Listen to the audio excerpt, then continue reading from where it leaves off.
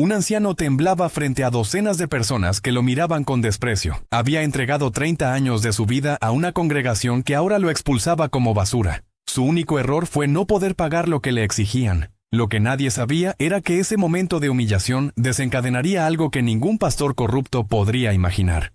La mañana del 25 de octubre de 2025 comenzó con el sonido típico de La Paz. El tráfico ya congestionaba las calles empinadas de la ciudad, mientras vendedores ambulantes preparaban sus puestos. En el auditorio del Centro de Convenciones Simón Bolívar, ubicado en la zona central, líderes religiosos de diferentes denominaciones comenzaban a llegar para un evento que prometía marcar un antes y un después en el panorama religioso boliviano. El debate sobre ética religiosa y transparencia había sido convocado por la Conferencia Episcopal Boliviana, tras meses de denuncias que circulaban en redes sociales y medios locales. Casos de manipulación, extorsión disfrazada de fe y enriquecimiento ilícito habían manchado la imagen de múltiples congregaciones en el país.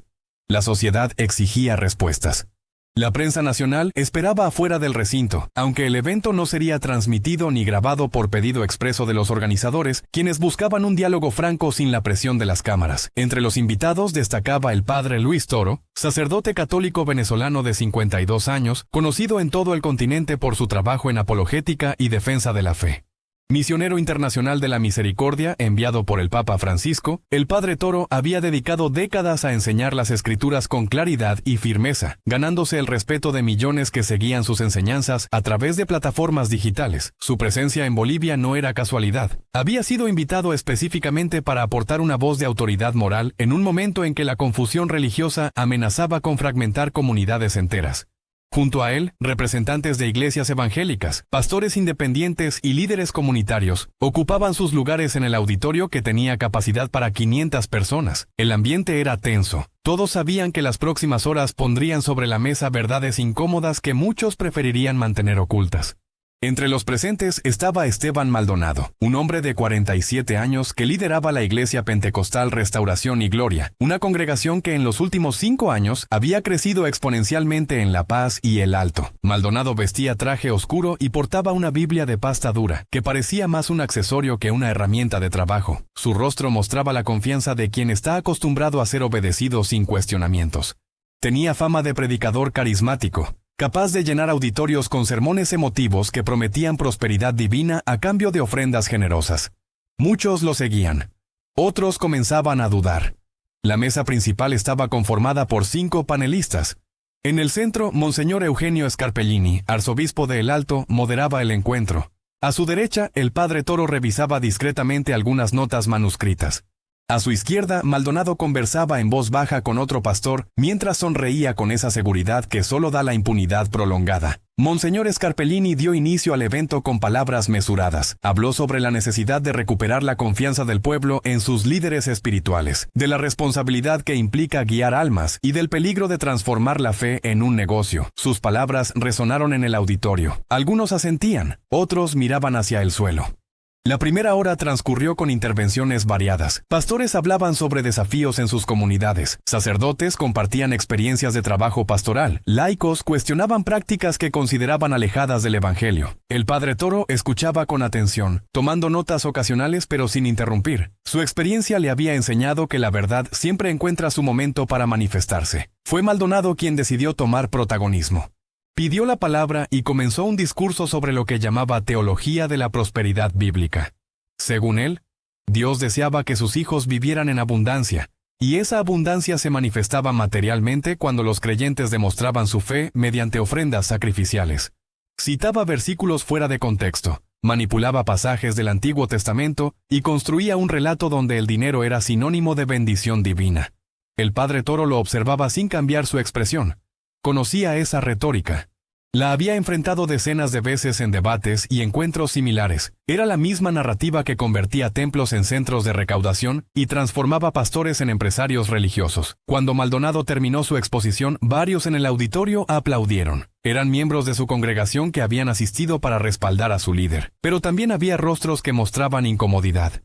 Personas que habían vivido el otro lado de esa teología. El lado oscuro donde las promesas nunca se cumplían y las deudas sí. Monseñor Scarpellini agradeció la intervención y abrió espacio para réplicas. El padre Toro levantó su mano con calma. Su voz era firme pero sin agresividad cuando comenzó a hablar. Cuestionó la interpretación selectiva de las Escrituras. Explicó cómo el Evangelio verdadero no prometía riqueza material, sino transformación espiritual. Recordó las palabras de Cristo sobre la dificultad de los ricos para entrar al reino de los cielos. Citó a los apóstoles que vivieron en pobreza y murieron mártires sin acumular tesoros terrenales. Su argumentación era sólida, construida sobre años de estudio bíblico profundo y experiencia pastoral real. Maldonado intentó responder, pero sus argumentos sonaban vacíos frente a la precisión teológica del Padre Toro. La incomodidad comenzó a crecer en el rostro del pastor. No estaba acostumbrado a ser contradicho con tanta claridad y fundamento.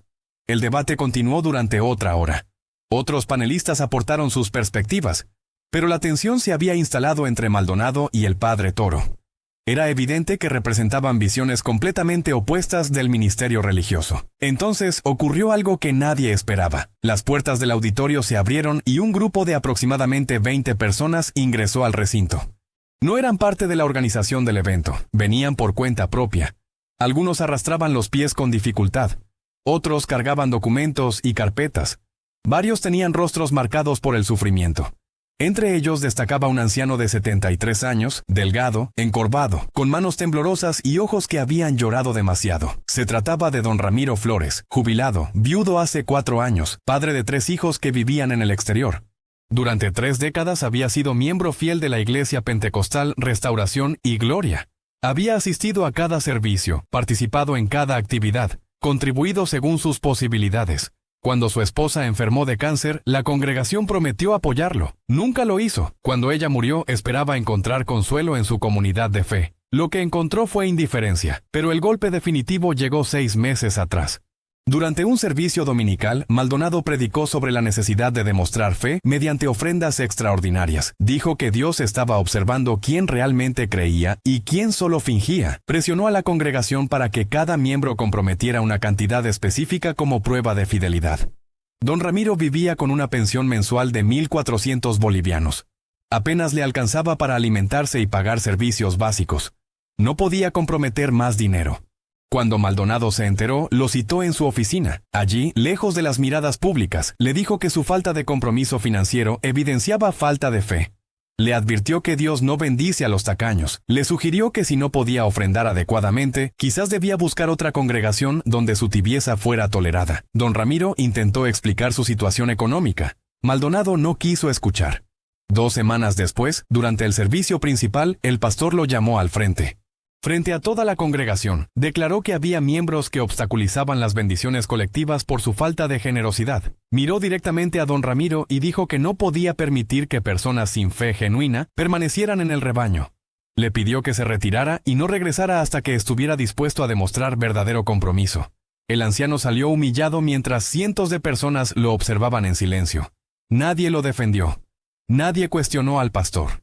El miedo a ser el siguiente expulsado mantenía a todos callados. Durante meses, don Ramiro cayó en depresión profunda. Perdió el único espacio social que le quedaba después de la muerte de su esposa. Se sentía abandonado por Dios y por los hombres. Pero eventualmente el dolor se transformó en indignación. Comenzó a buscar a otras personas que hubieran sufrido experiencias similares. Descubrió que no estaba solo. Había decenas de casos idénticos. Familias endeudadas por presión pastoral. Jóvenes que habían entregado sus ahorros esperando milagros que nunca llegaron. Adultos mayores marginados por no poder contribuir económicamente. Se organizaron, juntaron pruebas, recabaron testimonios, y cuando se enteraron del debate sobre ética religiosa que se realizaría ese día, decidieron presentarse. No iban a pedir permiso, iban a exigir ser escuchados. Monseñor Scarpellini quedó perplejo cuando el grupo ingresó al auditorio.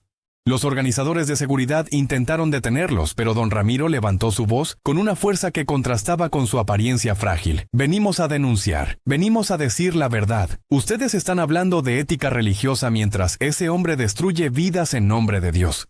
Señaló directamente a Maldonado. El pastor se puso de pie con rostro enrojecido. Exigió que retiraran a esos perturbadores. Dijo que era una falta de respeto interrumpir un evento serio con acusaciones infundadas. Pero su voz temblaba. Sus manos sudaban. Por primera vez en años, sentía que estaba perdiendo el control de la narrativa. El padre Toro observó la escena con atención. Miró los rostros de esas personas. Reconoció en sus ojos el dolor genuino de quienes han sido traicionados por quienes deberían protegerlos. Se puso de pie y habló con autoridad. Creo que debemos escuchar lo que tienen que decir. Si estamos aquí para hablar de ética religiosa, no podemos ignorar las voces de quienes han sufrido las consecuencias de prácticas cuestionables. Monseñor Scarpellini dudó un momento, pero finalmente asintió. Le pidió a don Ramiro que se acercara y compartiera su testimonio. El anciano caminó despacio hacia el frente del auditorio. Sus piernas apenas lo sostenían, pero su determinación era inquebrantable. Durante 20 minutos, don Ramiro narró su historia con voz entrecortada.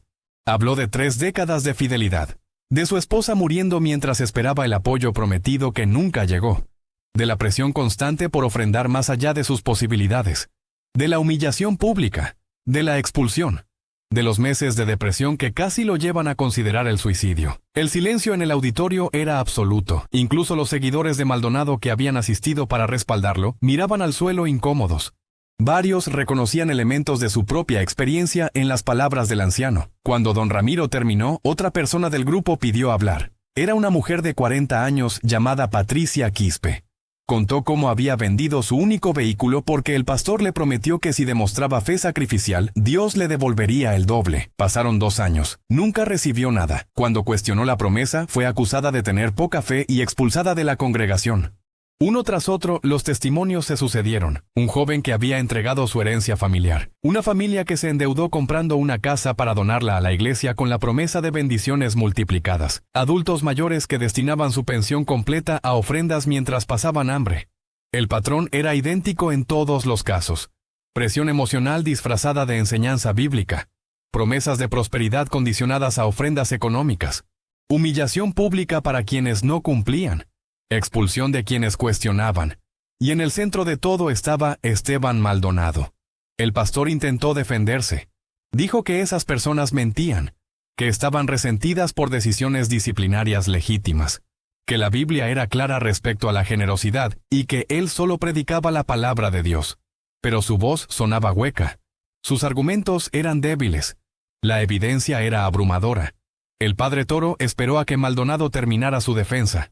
Luego pidió la palabra nuevamente. Lo que dijo a continuación resonaría en ese auditorio durante años. El padre Toro esperó a que Maldonado terminara su defensa. Luego pidió la palabra nuevamente. Lo que dijo a continuación resonaría en ese auditorio durante años. Se dirigió primero al anciano con una voz que transmitía compasión genuina. Le agradeció su valentía por compartir su experiencia. Le dijo que lo que había vivido no era voluntad divina sino manipulación humana. Que Dios no mide la fe por el grosor de la billetera sino por la sinceridad del corazón. Que 30 años de fidelidad valían infinitamente más que cualquier cantidad de dinero. Don Ramiro comenzó a llorar. No eran lágrimas de dolor sino de alivio. Por primera vez en meses, alguien con autoridad moral validaba su experiencia. Le confirmaba que no había fallado como creyente, que había sido víctima de un sistema corrupto. Entonces, el padre Toro giró su atención hacia Maldonado. Su tono cambió. Mantuvo la serenidad pero adquirió una firmeza que no admitía evasivas. Comenzó citando el Evangelio de Mateo, capítulo 23, donde Cristo denuncia a los fariseos por devorar las casas de las viudas mientras hacen largas oraciones para aparentar. Explicó que esa denuncia no era contra personas del pasado, sino contra una actitud que se repite en cualquier época, cuando líderes religiosos usan su posición para explotar a los vulnerables. Maldonado intentó interrumpir, pero el padre Toro continuó sin darle espacio. Habló sobre la primera carta a Timoteo, donde se advierte que el amor al dinero es raíz de todos los males, y que algunos por codiciarlo se extraviaron de la fe. Recordó las palabras de Pedro en Hechos de los Apóstoles, cuando confrontó a Simón el mago por intentar comprar dones espirituales, diciéndole que su dinero pereciera con él por pensar que el don de Dios se obtiene con dinero. Cada cita bíblica era como un martillazo sobre la fachada que Maldonado había construido durante años. El pastor intentaba rebatir, pero sus respuestas eran torpes, contradictorias, evidentemente improvisadas. Citaba versículos aislados del Antiguo Testamento sobre diezmos y ofrendas, pero no podía contextualizarlos dentro del mensaje completo de las Escrituras. El padre Toro desmanteló sistemáticamente cada argumento.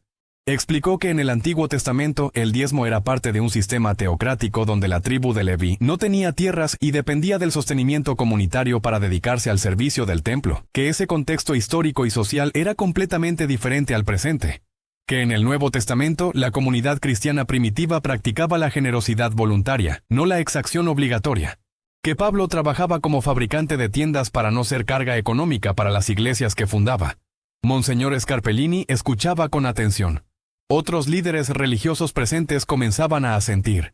Reconocían la solidez teológica de los argumentos presentados. Algunos incluso se sentían interpelados por sus propias prácticas pastorales. Maldonado sudaba copiosamente. Intentó cambiar de estrategia. Dijo que el padre Toro, como sacerdote católico, no tenía autoridad para juzgar prácticas de iglesias evangélicas, que cada denominación interpretaba las escrituras según su tradición, que él respondía ante su congregación y ante Dios, no ante extraños. Fue un error fatal. El padre Toro respondió con calma pero demoledora. Explicó que la verdad no depende de denominaciones, que las escrituras son patrimonio de todos los cristianos, no propiedad exclusiva de ninguna tradición particular.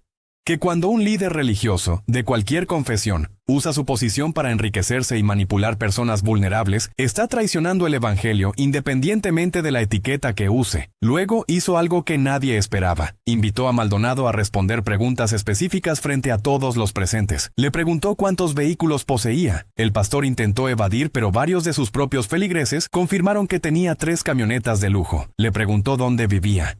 Maldonado guardó silencio, pero alguien del público gritó que residía en una mansión en la zona sur de La Paz, una de las áreas más exclusivas de la ciudad. El padre Toro continuó. Le preguntó cuál era el salario promedio de los miembros de su congregación. Maldonado no respondió. Entonces don Ramiro intervino. Dijo que la mayoría eran trabajadores informales, empleadas domésticas, comerciantes de mercado, personas que vivían con ingresos mínimos. Que muchos se endeudaban para cumplir con las cuotas de ofrenda que el pastor exigía. La imagen era devastadora.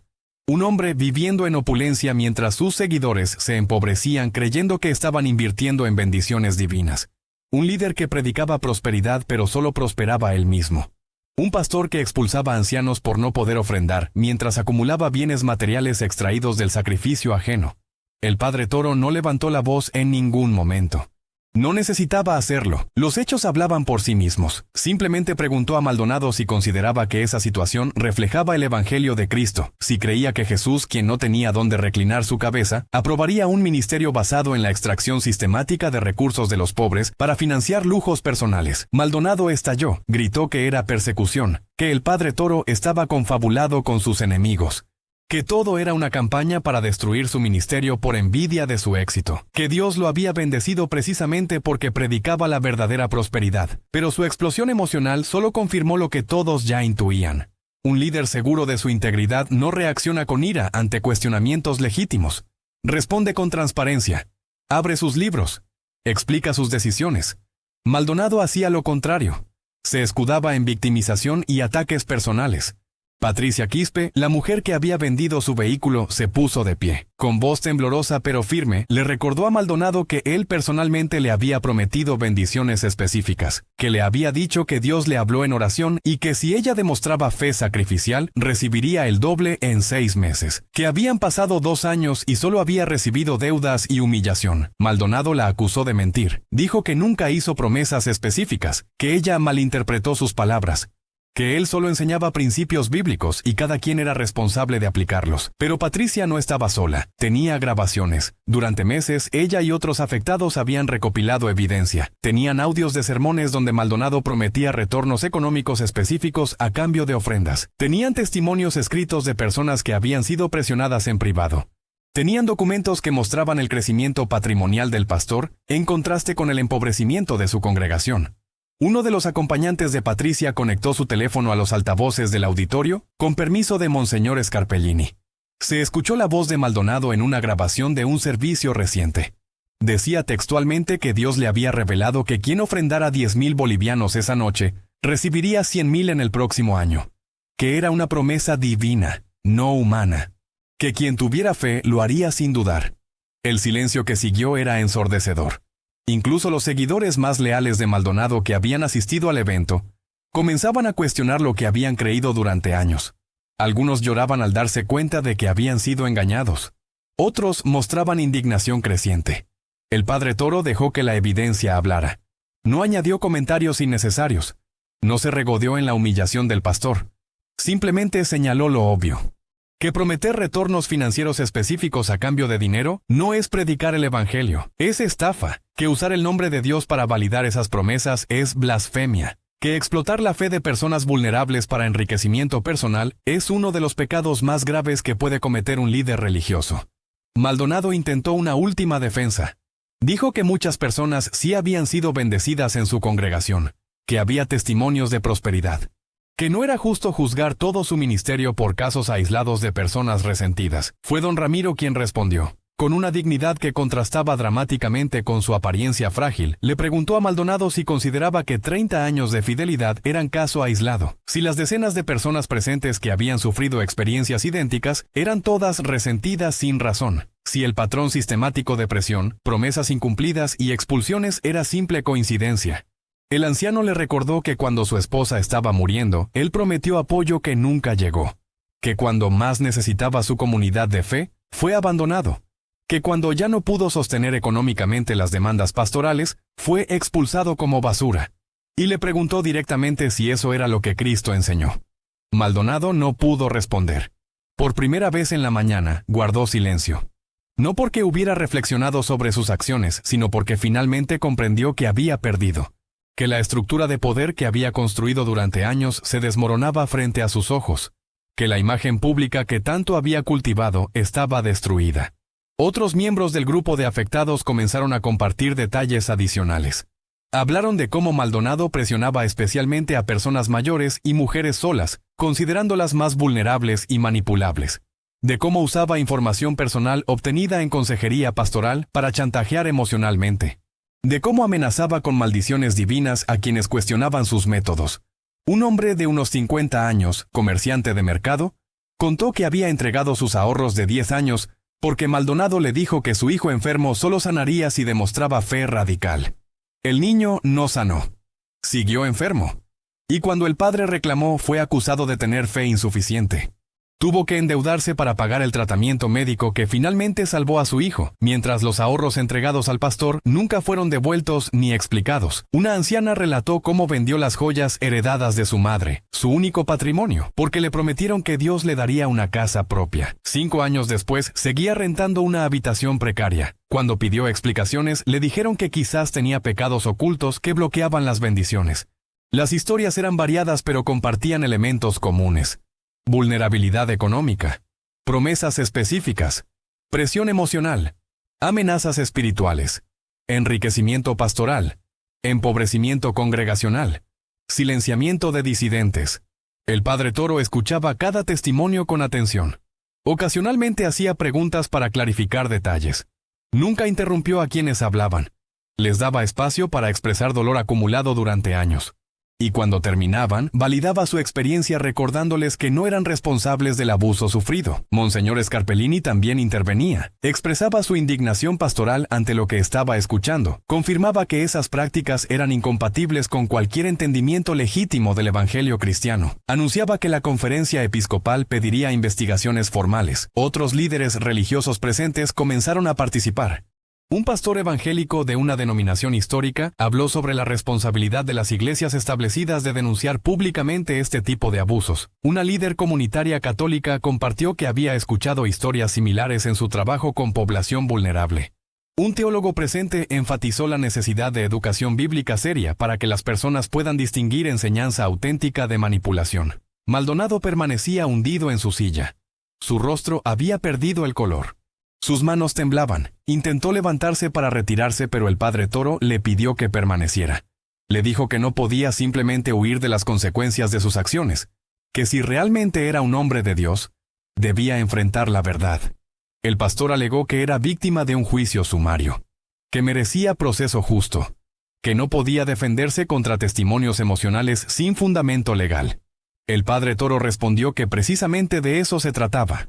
Que durante años Maldonado había operado en una zona gris donde no existía rendición de cuentas, que había usado el lenguaje de la fe para evadir responsabilidades terrenales, que había convertido su iglesia en feudo personal donde él era juez y parte, que ahora enfrentaba algo que probablemente nunca había experimentado, confrontación directa con sus víctimas en un espacio público donde no controlaba la narrativa. Le explicó que el juicio no era legal sino moral.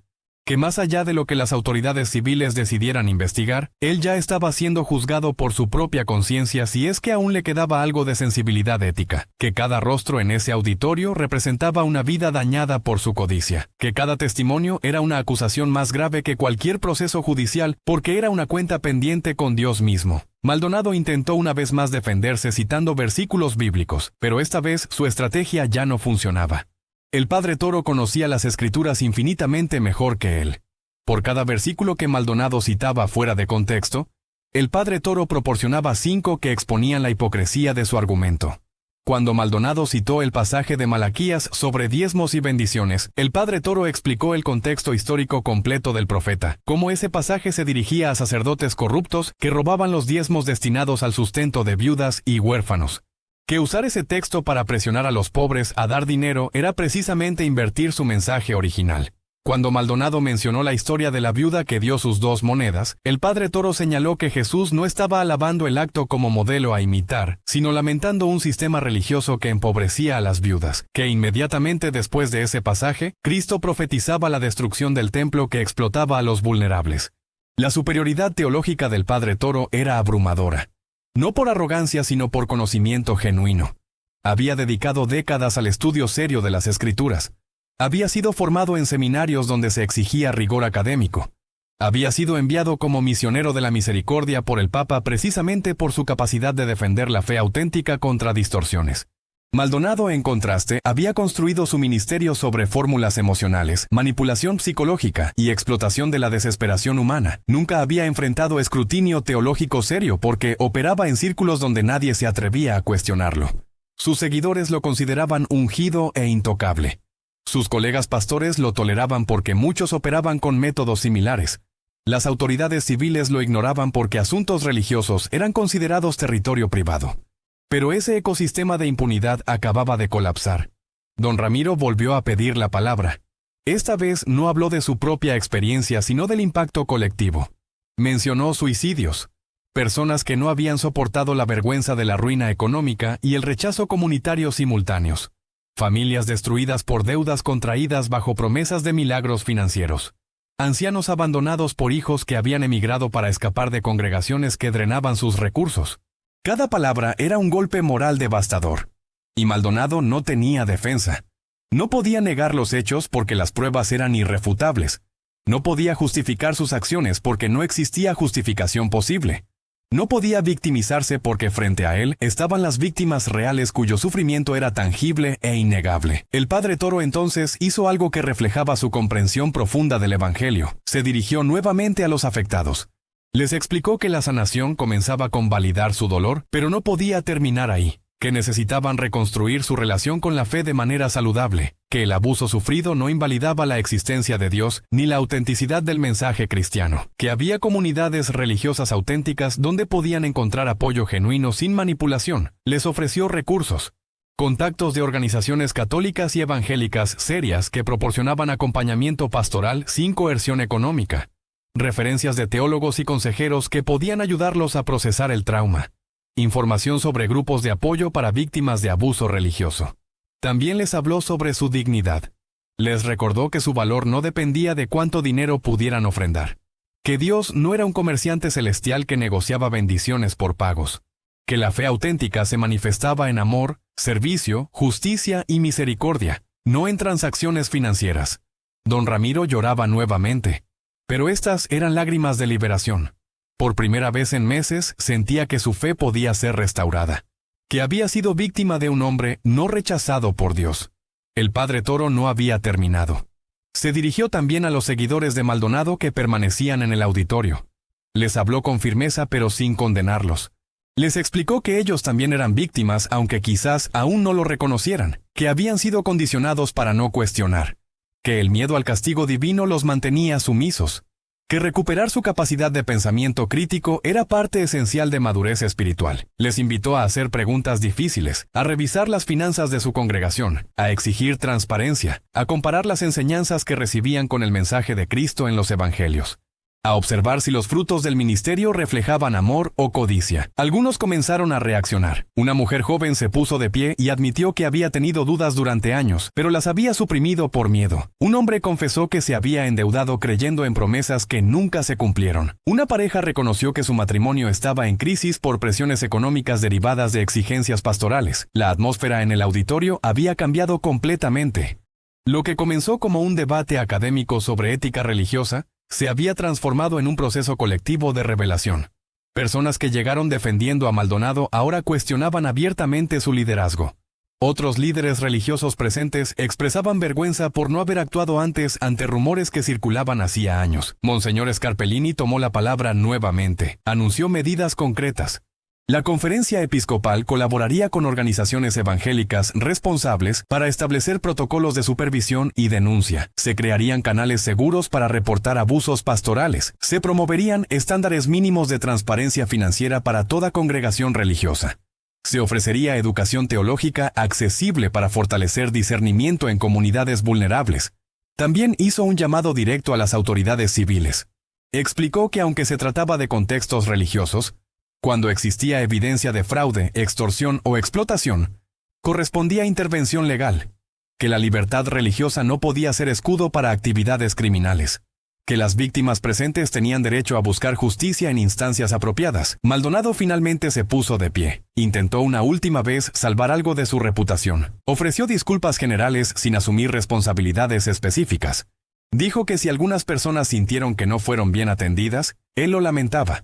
Que quizás había cometido errores de comunicación pero nunca tuvo malas intenciones, que todo lo que hizo fue por amor a su ministerio. Fue don Ramiro quien le respondió. Con una claridad que sorprendió a todos, le dijo que las disculpas sin arrepentimiento genuino eran vacías, que lamentar cómo otros se sintieron no era lo mismo que reconocer el daño causado, que amor al ministerio no justificaba explotar a quienes confiaron en él. El anciano le exigió acciones concretas, devolución de bienes obtenidos mediante coerción, apertura completa de registros financieros, renuncia al liderazgo pastoral, compromiso público de no volver a ejercer posiciones de autoridad religiosa, y más importante, reconocimiento explícito del daño causado sin evasivas ni justificaciones. Maldonado intentó negociar, ofreció hacer algunas reformas en su congregación, prometió mayor transparencia, dijo que estaba dispuesto a recibir supervisión externa, pero se negó a renunciar o devolver nada, argumentando que había dedicado años de su vida al ministerio y merecía sustento digno. El padre Toro intervino nuevamente. Le explicó que sustento digno y enriquecimiento mediante explotación eran realidades completamente diferentes, que Pablo trabajaba con sus manos para no depender financieramente de las iglesias, que los apóstoles vivieron en pobreza voluntaria, que el modelo bíblico de liderazgo pastoral era servicio sacrificial, no acumulación de riqueza. Le recordó las palabras de Pedro en su primera carta universal, donde instruye a los ancianos de la iglesia a pastorear el rebaño no por ganancia deshonesta, sino con ánimo pronto, no como teniendo señorío sobre las herencias del Señor, sino siendo ejemplos del rebaño. Le preguntó si consideraba que su estilo de vida reflejaba ese modelo o lo contradecía completamente. Maldonado no respondió. Su silencio era respuesta suficiente. El evento había excedido largamente el tiempo planificado. Habían transcurrido más de 4 horas desde el inicio. Las personas en el auditorio estaban física y emocionalmente agotadas, pero también sentían que habían presenciado algo histórico. Un momento donde la verdad había derrotado a la manipulación, donde los sin voz habían sido escuchados, donde la justicia moral había prevalecido sobre estructuras de poder corrupto. Monseñor Scarpellini cerró el evento con palabras que resonaron en cada corazón presente. Habló sobre la necesidad de recuperar la esencia del mensaje cristiano, centrado en amor, justicia y misericordia. Reconoció que casos como el de Maldonado no eran aislados, sino síntomas de una crisis más amplia en el liderazgo religioso contemporáneo. Llamó a todos los líderes presentes a realizar examen de conciencia sobre sus propias prácticas. También expresó gratitud especial hacia don Ramiro y todos los que tuvieron valentía de denunciar. Les aseguró que la iglesia estaba con ellos, que no estaban solos, que su lucha por verdad y justicia era también lucha de todos los creyentes auténticos. Y finalmente agradeció al padre Luis Toro. Reconoció que su presencia había sido providencial, que su claridad teológica, firmeza moral y compasión pastoral habían sido instrumentos de sanación para muchos. Que había demostrado lo que significa ser verdadero pastor. Defender a las ovejas del lobo, aunque el lobo vista ropas religiosas. El padre Toro respondió con humildad característica. Dijo que solo había hecho lo que cualquier servidor de Cristo debía hacer: defender la verdad y proteger a los vulnerables. Que el verdadero protagonista era don Ramiro, cuya valentía inspiraba. Que todos debían aprender de ese anciano que prefirió arriesgar lo poco que le quedaba antes que permitir que otros sufrieran lo que él había sufrido. Cuando el evento finalmente concluyó, las personas se acercaban a don Ramiro, lo abrazaban, lloraban con él, le agradecían por dar el primer paso que muchos deseaban dar, pero no se atrevían. También se acercaban al padre Toro, le pedían consejos, le solicitaban referencias de recursos. Le expresaban gratitud por haber desmontado argumentos que los habían mantenido atrapados durante años. Maldonado intentó salir discretamente por una puerta lateral, pero periodistas que habían esperado afuera del recinto lo interceptaron. Aunque el evento no había sido transmitido, la noticia de lo ocurrido ya circulaba. Varios miembros de su congregación habían compartido información en redes sociales. Los testimonios comenzaban a viralizarse. Para el final del día, su nombre sería tendencia en Bolivia. El pastor declinó hacer comentarios y se retiró apresuradamente en uno de sus vehículos de lujo, detalle que no pasó desapercibido para las cámaras que lo grababan. Don Ramiro, en contraste, habló con todos los que quisieron escucharlo. Compartió su historia una y otra vez sin cansarse. Cada vez que la narraba sentía que recuperaba un pedazo de dignidad robada. Y cada vez que alguien le decía que su testimonio les había abierto los ojos, sentía que el sufrimiento vivido adquiría sentido. El padre Toro se reunió brevemente con Monseñor Scarpellini y otros líderes antes de retirarse. Discutieron pasos siguientes, acordaron mantener comunicación, planificaron seguimiento para las víctimas, diseñaron estrategias para prevenir casos similares. Cuando el padre Toro finalmente salió del edificio, el sol seguía brillando sobre La Paz. La ciudad continuaba con su ritmo habitual, ajena al drama que acababa de desarrollarse en ese auditorio. Pero para quienes estuvieron presentes, nada volvería a ser igual. Don Ramiro caminaba lentamente hacia la parada de microbús que lo llevaría de regreso a su modesta habitación. Sus piernas seguían débiles, pero su espíritu estaba más fuerte que en meses. Había enfrentado a su abusador, había sido escuchado, había recibido validación. Y lo más importante, había abierto camino para que otros también encontraran justicia. No sabía qué pasaría con Maldonado, si enfrentaría consecuencias legales, si perdería su congregación, si continuaría operando bajo otro nombre en otro lugar. Pero sabía que al menos había sido desenmascarado, que su reputación estaba destruida, que miles de personas ahora conocían la verdad sobre sus métodos. Y sabía también que él, don Ramiro Flores, anciano de 73 años, pensionado con recursos mínimos, viudo, solitario, había logrado algo que parecía imposible. Había derrotado al poderoso, no con dinero ni influencia, sino con verdad y valentía. Esa noche, en su pequeña habitación, rezó por primera vez en meses sin sentir peso de culpa o vergüenza. Le agradeció a Dios por el padre Toro, por todos los que lo apoyaron, por la fuerza que encontró cuando más la necesitaba. Y durmió en paz, sabiendo que aunque había perdido mucho, había recuperado lo más importante, su dignidad. Las semanas siguientes al evento transformaron el panorama religioso boliviano de manera irreversible. La historia de don Ramiro y el enfrentamiento con Maldonado se expandió por todo el país como incendio incontenible. Medios nacionales dedicaron reportajes extensos al caso. Programas de investigación periodística documentaron el patrón de abuso sistemático que había operado durante años sin consecuencias. Decenas de personas adicionales se presentaron con testimonios similares, no solo contra Maldonado, sino contra otros pastores que operaban con métodos idénticos. La Fiscalía abrió investigación formal por fraude y extorsión. Los registros financieros de la Iglesia Pentecostal Restauración y Gloria fueron congelados mientras autoridades examinaban transacciones sospechosas. Maldonado intentó mantener control de su congregación mediante mensajes donde se presentaba como mártir perseguido por predicar prosperidad. Pero la evidencia era abrumadora. Miembros que durante años lo defendieron comenzaron a abandonar la iglesia en masa. Algunos exigían devolución de dinero entregado bajo falsas promesas. Otros simplemente se marchaban en silencio, avergonzados de haber sido engañados durante tanto tiempo. El edificio que alguna vez albergaba servicios con cientos de asistentes comenzó a vaciarse. Las camionetas de lujo del pastor fueron embargadas como parte del proceso judicial. La mansión en zona sur enfrentaba orden de confiscación mientras se determinaba si había sido adquirida mediante fondos obtenidos ilícitamente. Don Ramiro se convirtió en símbolo nacional de resistencia contra abuso religioso. Organizaciones de derechos humanos lo invitaron a compartir su testimonio. Universidades lo llamaron para participar en paneles sobre manipulación psicológica en contextos religiosos. Medios internacionales replicaron su historia como ejemplo de valentía frente a estructuras de poder corruptas, pero el anciano mantenía humildad característica, rechazaba ser tratado como héroe. Insistía en que solo había hecho lo que cualquier persona debía hacer: defender la verdad. Su preocupación principal era asegurar que otros no sufrieran lo que él había vivido. Con apoyo de la Conferencia Episcopal y organizaciones evangélicas responsables, don Ramiro ayudó a establecer una red de apoyo para víctimas de abuso pastoral. El grupo proporcionaba asesoría legal gratuita, acompañamiento psicológico y orientación espiritual sin coerción.